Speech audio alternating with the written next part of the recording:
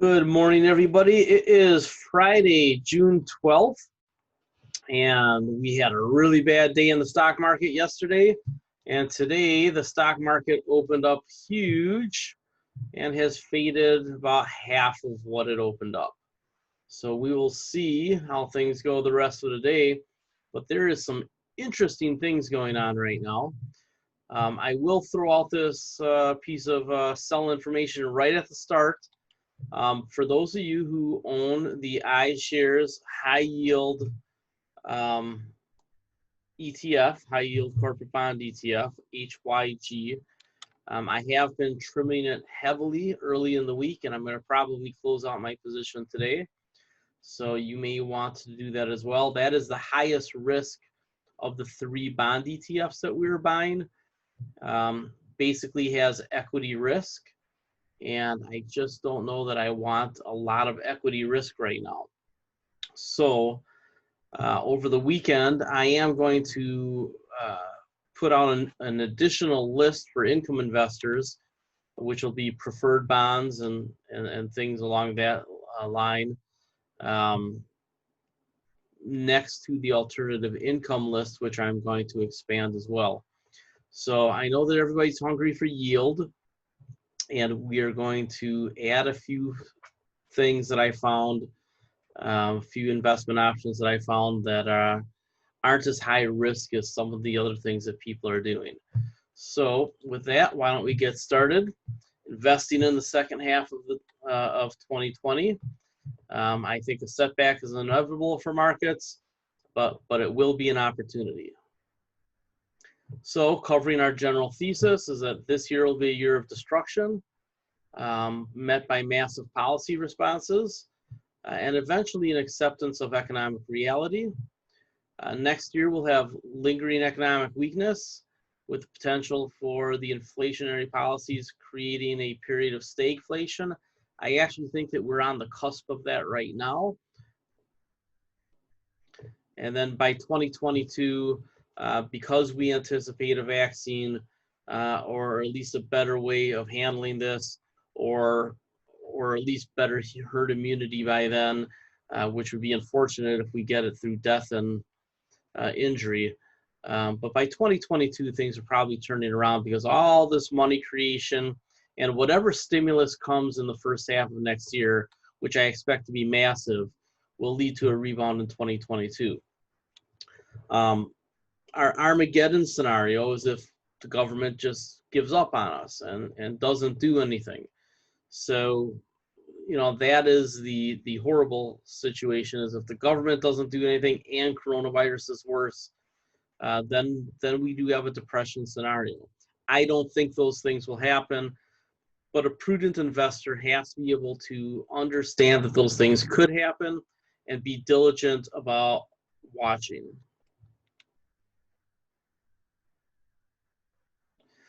So the daily death rate for coronavirus in the United States has stopped going down, which is something that we've been worried about. The rolling 7-day average is actually up from the prior week, and that is not so good. So hopefully this doesn't rise back up into these levels of 1,500, 1,700, 2,000 deaths per day. Many of the deaths early on were driven by the New York, New Jersey area, mainly New York. But those have been seeing a decrease, which makes this all the more concerning because the Northeast is still a hot spot. We are not seeing the continued decline that we want. It's kind of leveled out here in the last 2 weeks, and unfortunately it might be arching back up. Houston is on the precipice of a disaster with virus cases spreading. They're looking at doing another lockdown. It would be horrible if many, many cities had to do this again. Here's your 7-day rolling deaths. United States, like I said, had been heading down, and just recently, this very end of the curve, which could be an anomaly, has flattened. And what we don't want to see is it bend back up. Hopefully it's just a flat period and then it resumes the downtrend. Again, I'm pessimistic about that. I think we're going to resume a slight uptrend, and that's going to freak a number of cities out. And again, that flattening is despite New York plunging, right? We actually have New York with fewer deaths than New Jersey now.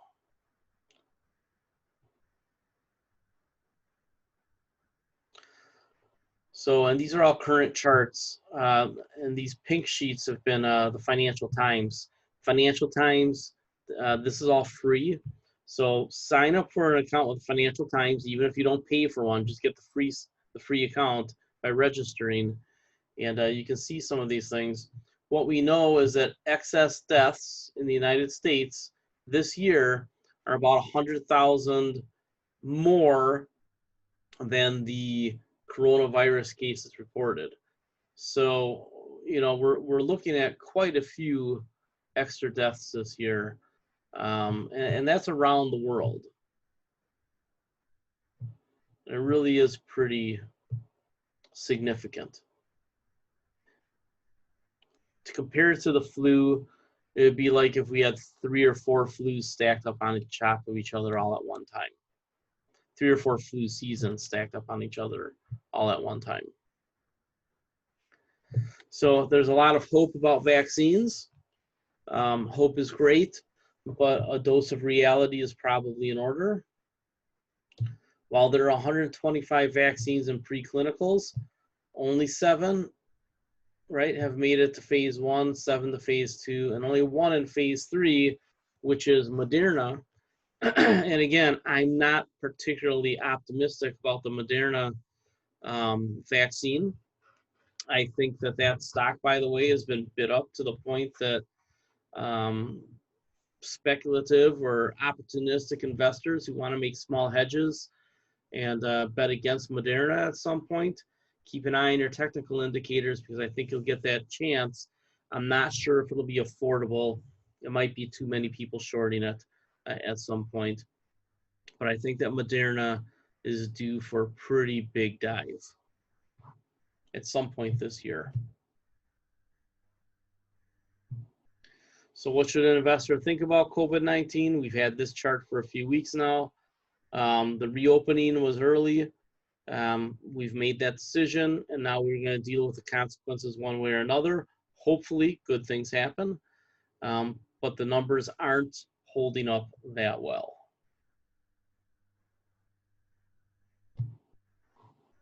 So let's take a look at unemployment. There was a lot of news this week about, oh, unemployment's not as bad. Okay, you take a look at that chart and you tell me, is not as bad good? It's not good. So is it past the peak of the number of people unemployed? I don't know if that's true. If you look in the left-hand column, again, that's because of the PPP loans. We're already seeing a lot of companies who are getting their loans converted to grants are starting to reevaluate how many people they need. So I would expect this to be choppy. I don't know which week will be an up move that freaks everybody out, but we're going to get one. So there will be a week in the next 6, 8, 10, 12, next 2 or 3 months where this, even if it comes down for a couple times, at some point it's going to pop back up. May not be a lot, but it'll break the string of progress that everybody is trying to pin their hopes on. Look at the far right-hand side of this chart. We've had pretty good labor force expansion over many, many decades, mainly women entering the workforce, leveled off and fell a little bit during the Great Recession. And then we gained more people in the workforce, and we've given it all back. So all the people who entered the workforce over the last decade's expansion are all out of the market now.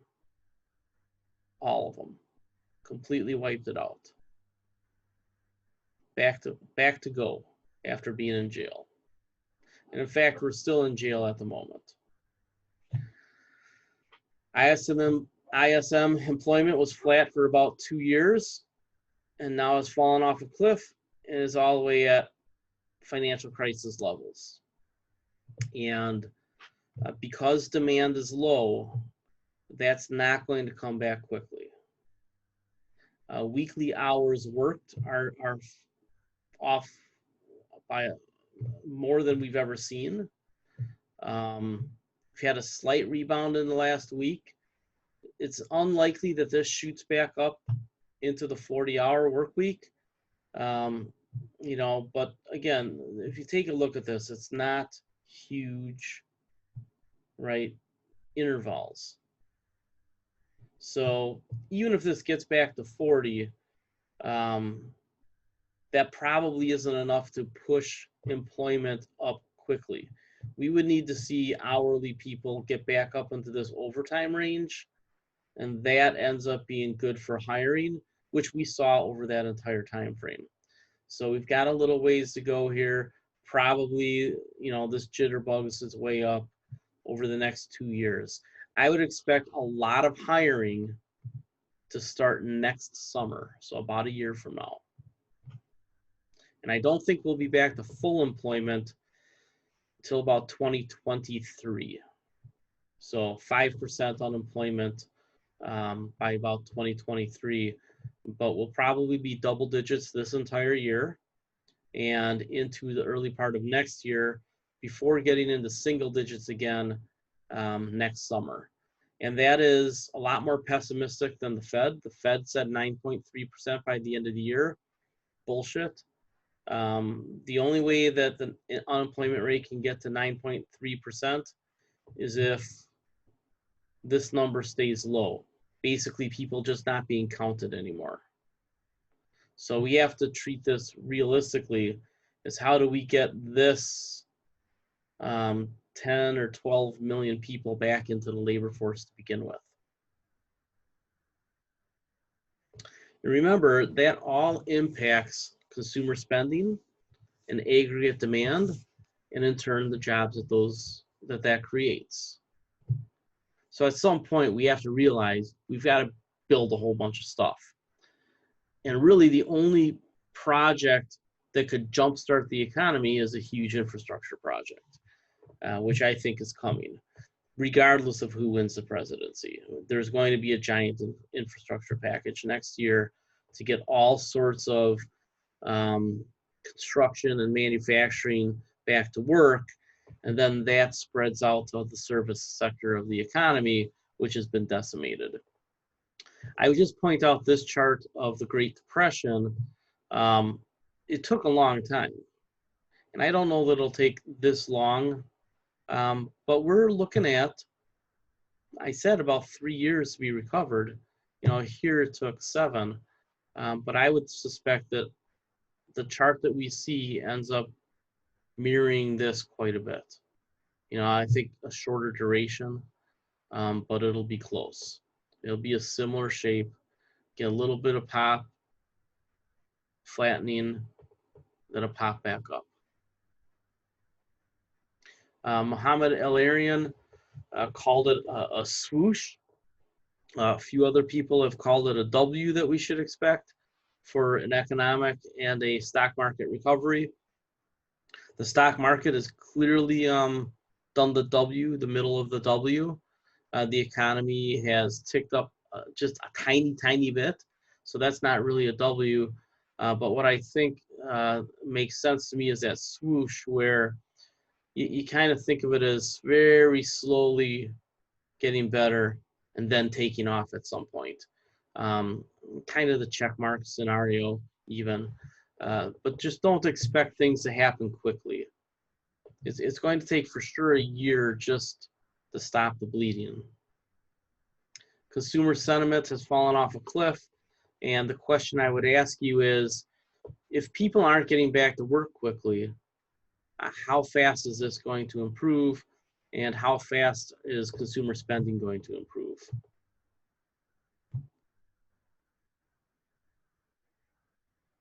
Oh, duplicated that. New home permits indicate weak buyers and builders. Builders can't get labor. People with less money can't build homes. I would give you some advice here. If you have been thinking about building a home, you should think about getting your architect all fired up now so that you can be building sometime early next year. Because I think this is a rare opportunity to probably get a house built for just a little bit less per square foot than you would have paid 2 years ago or even a year ago when nobody could get contractors. So contractors will be plentiful again. You want to get to the front of that line if you're going to build. I think next year is a great year to start building. Can more money really stimulate growth if there is a health crisis?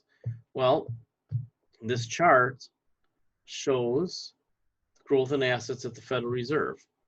So when the Federal Reserve tapered and then leveled off, what did we see? We saw this period where the S&P 500 chopped along sideways. Then we got massive tax breaks and cheaper oil, and the stock market rallied. Corrected a couple times in 2018. And then the Fed started cutting interest rates, and then eventually poured money into the repo market, a few $100 billion. I take that back. I believe it was closer to $1 trillion from here to here, and that accelerated the market too. So the stock market rally was in fact fueled by the Fed, but it's kind of a mistake. And I say that it's kind of a mistake because this money didn't go to primary dealers and banks, it went to the bond market. So there is a level of removal from where the money went to this time to where it went all of these other times. This money went into the banking system. This money went into the bond market. So it's not all going to trickle into investor pockets, although as we showed last week, money market accounts are swelling, but that's held by the richest 1% of the population, your so-called smart money. So it should be clear that the Fed isn't really supporting the stock market. This is an ancillary effect. It's psychological. People believe that that money is there, but it's not really flowing into the stock market. What we have are a lot of small investors instead. Something to keep in mind is that the big bulge for the Fed balance sheet already occurred, and they've been whittling down what they put in every week. So the increases to what's in the markets is not that high. Here is this area here where I talked about they were bailing out the repo market. And then here's the coronavirus bailout. The next program the Fed is doing is the Main Street lending program, which they really need to get freaking rolling. And they've lowered the thresholds. So you should see good businesses figure out ways to stay in business. They may have to tighten their belt a little bit, but the government's going to float them money for a couple of years. So I don't think the Armageddon scenario will happen. However, again, better plans have been ruined. So what are some things that can happen to the economy if it has to be stopped or just doesn't accelerate soon? Oil continues to have big problems. We saw that yesterday. Retail and office real estate gets beat up continually. They'll start defaulting on loans, which will put pressure on the banks. So we'll talk about an article that I wrote yesterday, but there are knock-on effects that can happen from the general economy to the oil markets, to the real estate markets, to the banks, and then to everybody else. And that's a process that plays out over, quarters, not weeks. So, and sometimes it takes years. So I think that we're probably in about a year-long period of continuing with the destruction, and then finally retrenchment. And like I said, in about a year, probably see things get better significantly, not just on the margins. You know, when things are really bad, improving at the margins doesn't help that much. It's when things are really good that improving at the margins helps a lot. You know, when you're coming off of a bottom, you know, the first 60, 70, 80% of the move is just working on getting back to even.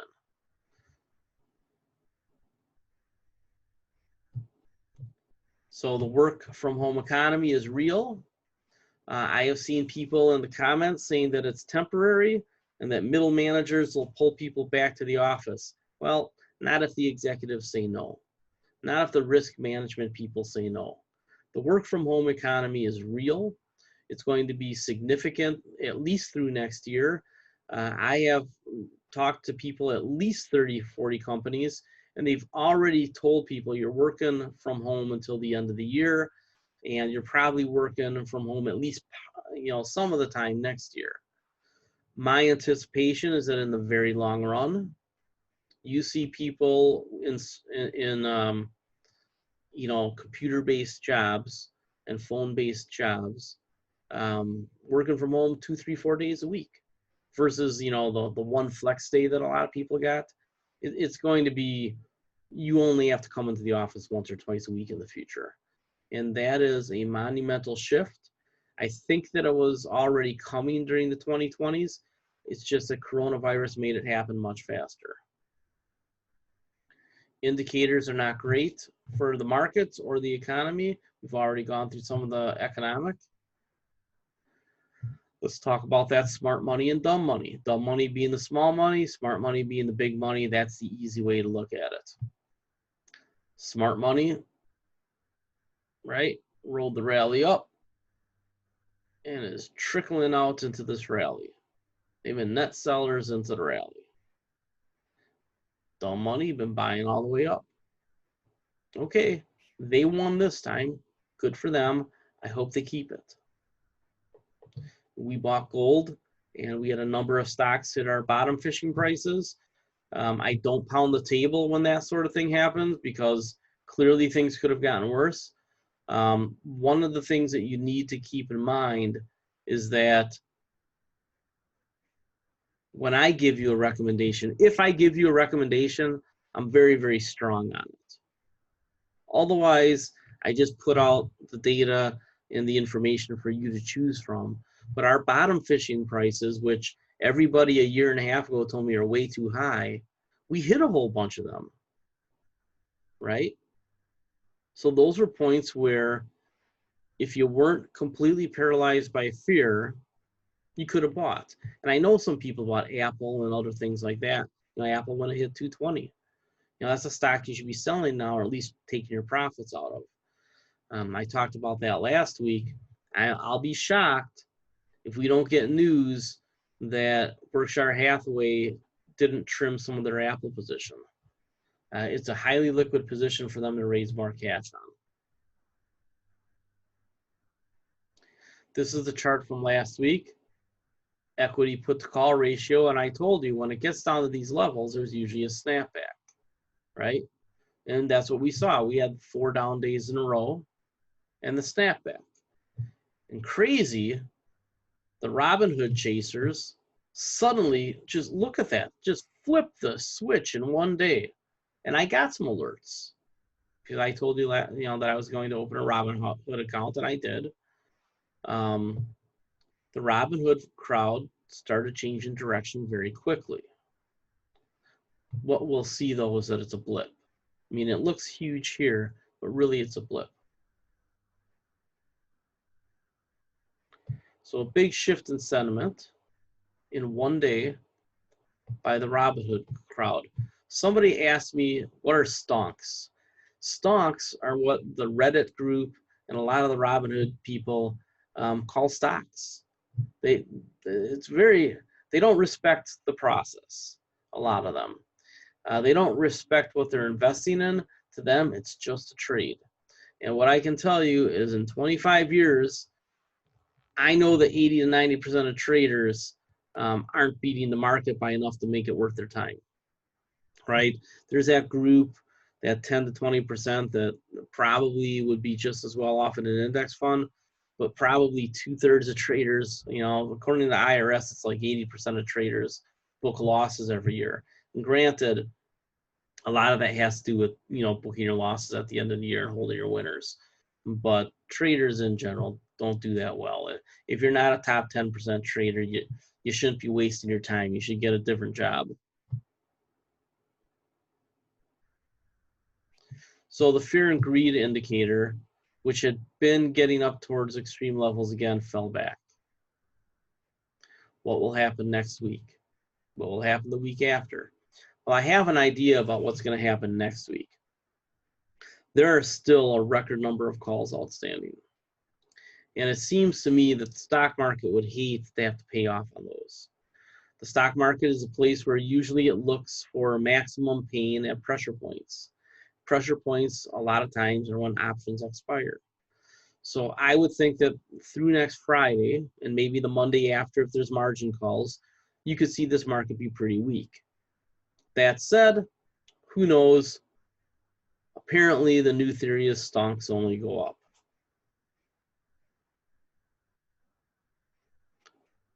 This was the volume clip last week. Volume shot up in the last couple days. This is the chart last week. This is the chart now. Went from one box to the next. And when you get from one support zone to another, oftentimes you bounce back up.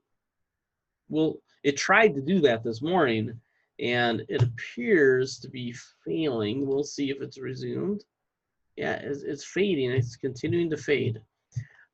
I'll tell you right now, and it's 10:30 in the morning Central, so 11:30 Eastern. I think that the market probably ends up flirting with being in negative territory near the end of the day. Now, does that mean that it will go negative? I don't know. But the trend, the daily trend, all the numbers, all the technical indicators that I just looked at half an hour, 45 minutes ago, tell me that this might be, a trend downward starting. So if it breaks through next week, this level goes all the way down to 290s, lower 290s. If it breaks through that level, now you're into the 270s. And then there's another level in the 260s. Just keep going down like stairs. If it breaks the green trend line, probably a long way to go down, because at that point, the market's probably reacting to something. Technicals generally keep you within the trend range, which means that it should stop going down in this area or this area if we're in a bull trend. We've already slightly violated the bull trend one time. Usually that indicates we'll violate it again. I still think lower 200s on the S&P 500 is very likely sometime this year. Trades you want to make now? Last week and this week, same thing. We'll look at getting into gold and gold stocks. We had a pullback in GDX down to the 31s range. I know that a lot of people sold puts there. I think that if you sell puts, like $30 GDX puts, as it approaches 30, collect your $3 or $4 for like November or so, maybe October, but autumn puts I think is a good target. You could go to January, definitely could go to January. Hard to know what's going to happen at the end of the year as far as market reaction to the election. So January is also a good put to sell because you collect a lot of premium. Still want to be a seller of an awful lot of things, especially oil stocks that have rallied, right? Anything that's really rallied, to close to their, 52-week highs, you pretty much want to sell, or at least trim way back. or sell covered calls on, or some combination thereof. I am looking to sell cash secured puts on stocks we think will be added to the S&P 500. I haven't seen an announcement yet. Should be imminent, or it may have even happened this week and I missed it. But that is a double-edged sword, because if the S&P 500 falls, it's bad for those stocks. So really what you want is to invest in the new S&P 500 inclusions on a correction in the stock market. So that's what we'll be looking for in some of our favorite stocks that we talk about on Tuesdays in the webinars that don't go on YouTube. I just got a Robinhood a notice. The free stock they gave me, Coty, C-O-T-Y is the symbol, is up 5% today. Yesterday they told me it was down 10%. I'm still being very cautious, still about 50-50 stocks to cash with a few small hedges.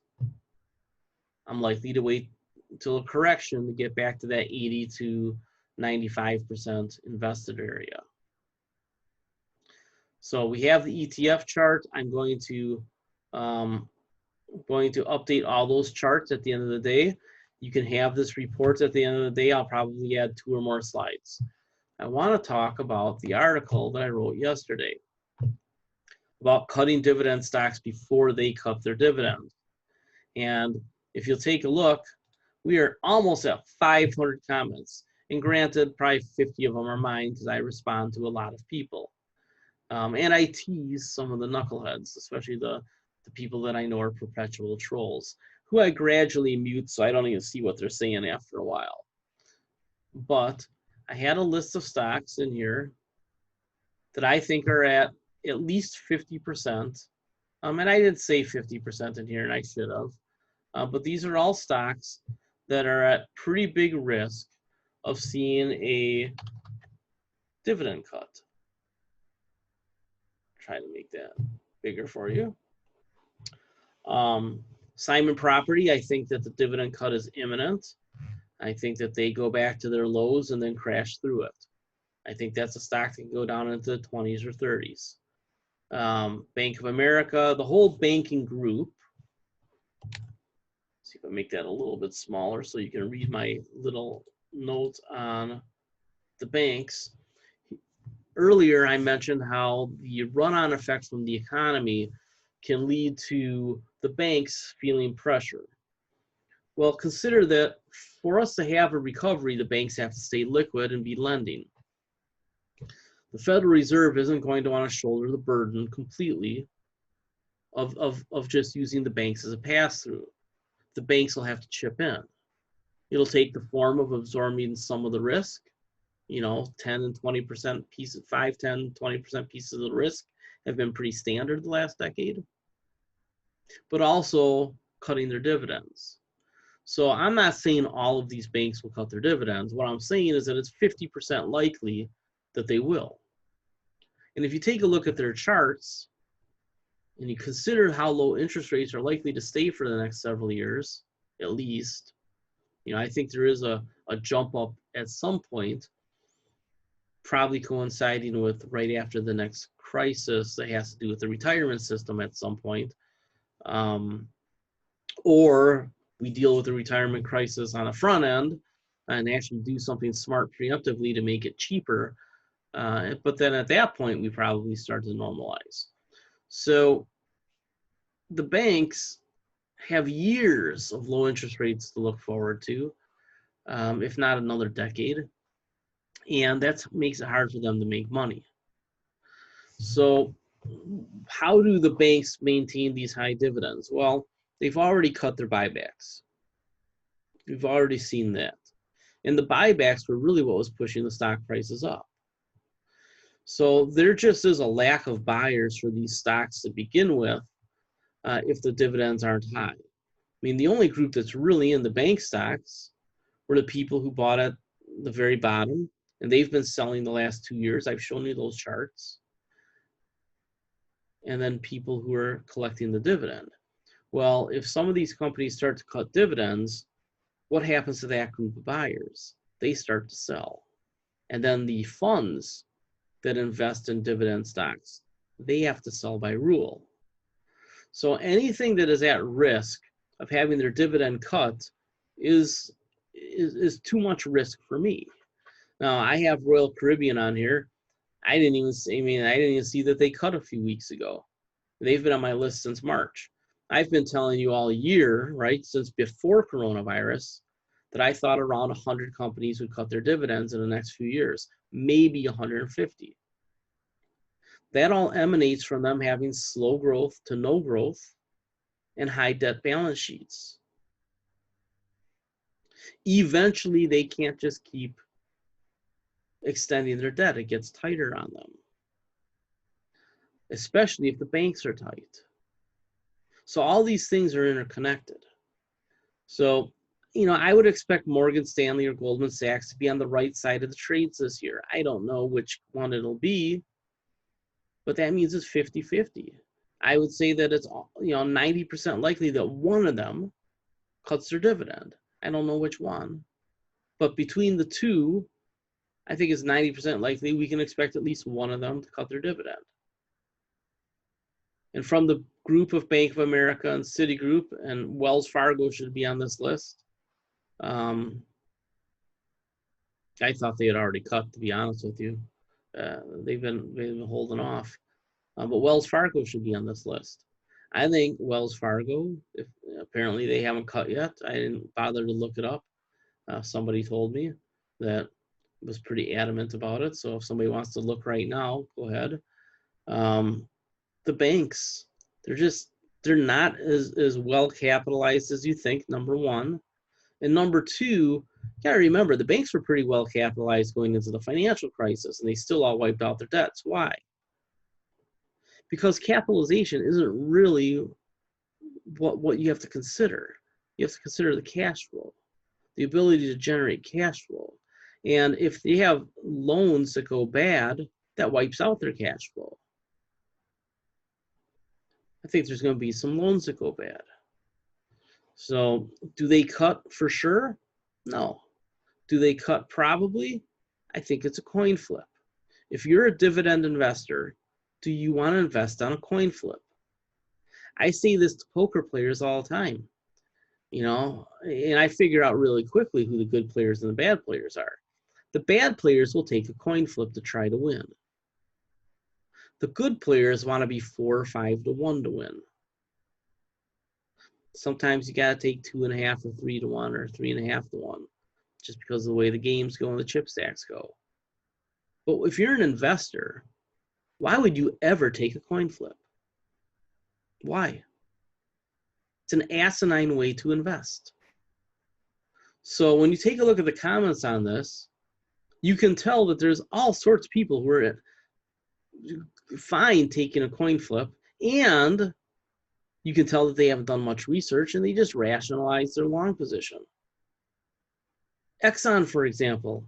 Oh, Exxon's a strong company, blah, blah, blah. No, their debt has grown more than their net profits for years. Huge debts. All kinds of assets that will never be monetized. The hype about Guyana and Suriname, not going to happen. It's not going to develop. We can already see the drilling plans aren't going to come in nearly as fast or as big as what people thought or what people hope. So I would implore you, if you're investing in companies and not ETFs, right? I love ETFs. The big money is to be made in picking out some stocks to go around your ETF portfolio, which is why I'm roughly half ETFs and half stocks when I'm fully invested. And I get into and out of ETFs more often because they're easy. If I own a stock, I own it for some really good reasons. Why do I own AT&T? People say AT&T should be on this list. We've gone through that before a dozen times, right? AT&T has a lot of pricing power. And they own Warner Brothers and HBO. Those are very valuable assets that can be sold. So I think you have to consider The business, right? Buffett says, take a look at the business, understand the business model. I understand all of these business models. Studying these companies for 25 years. People are ripping on me for putting Iron Mountain on this list. I tell you what, Iron Mountain is one of my higher conviction picks here. I think that one's 80 or 90% likely to cut their dividend. Why? I answered it down in the comments, but I'll tell you here. And I put it up on TradingView. I put up a chart with my thesis. So if you follow me on TradingView, you can see that I actually put up an Iron Mountain idea. And it's going to be core to an article I'm writing for. I think I might even put it up on the pro side and only for my subscribers. I don't even know if it's going to go to the free side of Seeking Alpha for weeks and weeks. So we'll see. But Iron Mountain, I'm very familiar with that company. I know from talking to their managers and looking at their financial statements that when you subtract out the amount of people that they fired, right? When you realize that most of their accounting numbers look good because they fired a lot of people, you start to ask a question. What's the question that you should ask when a company lays a lot of people off to make the numbers look good? How long can that hold up? Can't fire everybody. If organic revenues aren't strong and you can't cut expenses anymore, you've got a problem. Iron Mountain has that problem. They've basically cut themselves to the bone already in the field. I know that because I've talked to some fired people, some people who left because they saw what was coming. The document storage business that they have is slowly declining. Why? One, companies go out of business. Two, companies are going digital. And three, and this is a big one that nobody's paying attention to, there's local competition. In Milwaukee, there's a company called Coakley. And there's companies all over the place in cities that do document storage. And those guys are going to the country clubs and the bars and restaurants and church and saying, hey, you know, I've got some empty space. If I pay for the transfer, give you a 10 or 15% discount compared to Iron Mountain, would you move it over with me, buddy? You know, maybe they say it on the golf course, whatever. Those local guys have a huge advantage if they have the space available, and most of them do. So Iron Mountain isn't just declining, and it's accelerating decline. The decline will get worse. And their digital storage business, which they spent a ton of money on in the last several years to build it out, to build data centers, they don't have the ability to fill it. Why?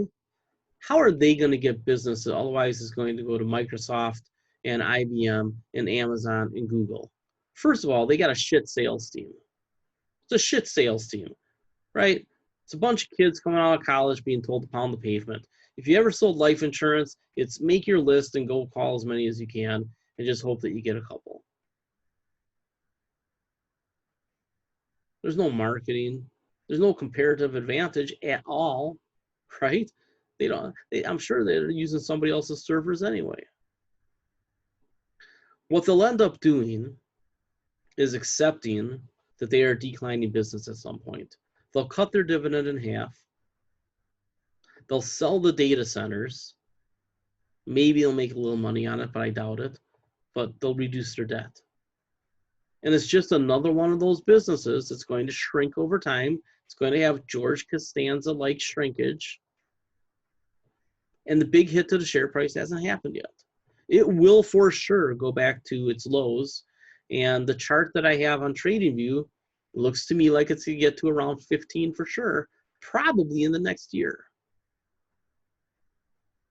So I go through that company with you because I can do that with every one of these companies. I can tell you about Bank of America's high yield debt, their credit cards, right? They have a lot of junk debt. They're junk car loans. Wells Fargo too. You know, Wells Fargo I think is the biggest. If they're not biggest, they're second biggest car loan issuer. They've got a big problem with people not paying their car loans. Now, granted, car loans get paid before almost anything else. People want their car. But credit cards, all these guys, all these companies, Bank of America, Citigroup, JP Morgan Chase, are big credit card issuers. And something's weird about JP Morgan Chase. I have a Chase card. It's an Amazon Chase card. And everybody else gives me credit increases. I got more credit than I could ever use. JP Morgan Chase, I like that card because I love the Amazon points that I get. And I max it out because they only give me $1,200. I max it out and I pay it off almost every week. So, right? Paid for jewelry with it recently. Paid for food. Paid for a car repair. I just pay it off. Why? I want the points. I mean, I can fill a library with the number of books I can get right now. But they won't give me a credit line increase. Why? They're so hyper conservative that that's probably good for the bank. They're probably one of the ones least likely to cut dividends. But that speaks to the overall quality of the market. If a guy like me making six figures can't get money out of them without going and filling an application, and I can, I've got, they give me money, I just have to go in and ask for it. But they're not doing the automatic credit line increases as much as everybody else. Capital One, right? Citigroup. I don't have any idea how much credit I have with those guys anymore. In fact, Citigroup I won't even use because I just think they're jagoffs. But, why would you get rid of the credit card? Because it hurts your credit standing. So you go through all of these and you go, okay, what about Ventus? Ventus. Here's the risk that nobody appreciates with Ventus. Ventus could get massive lawsuits coming out of coronavirus. Do you think that there's not investigators and lawyers snooping around to see if they didn't follow protocols and somebody died? I know of a nursing home, assisted living facility in Milwaukee where 60% of the people got infected. 27 deaths. It's not even in the news. I heard about it from the relative of somebody that works there. I know about it. Well, that was actually a confirmation. I already knew about it from a nurse, but there's several of them all over the country. You're hearing about it in New York, right? This is just a bad model right now. And on top of that, their hospitals and medical offices are struggling right now because people aren't going, which probably contributes to the excess deaths above coronavirus, right? People aren't getting treated. What about Corning? Corning's got high debt, right? Corning's got flat revenues. Again, this is another coin flip company. If the economy is slow for the next couple of years, are people going to hold on to their iPhone for an extra 6 months or a year? Right? Probably. People going to buy a lot of extra TVs. Fiber optics, right? We know that fiber optic build out is flattening out because they've already done a lot of the heavy lifting. Corning is a company that could chop along for a very long time. But if they decide that they want to grow again, they're going to need capital. Do they try to borrow more? Or do they say, hey, why don't we cut our dividend in half because it doesn't really matter anyway? They're not really a company that you look at for high dividend yields. They're okay. What are they, 3.5%? But it's just not that firm of a thing. So if you go on Stock Rover, what you find with them is that their numbers look fishy. So they are currently $27. They're up $1 today. Earnings estimate is 35 cents, which is probably high, right? Their dividend's 3.37%. So their forward dividend yield is higher than their earnings per share. Think that through.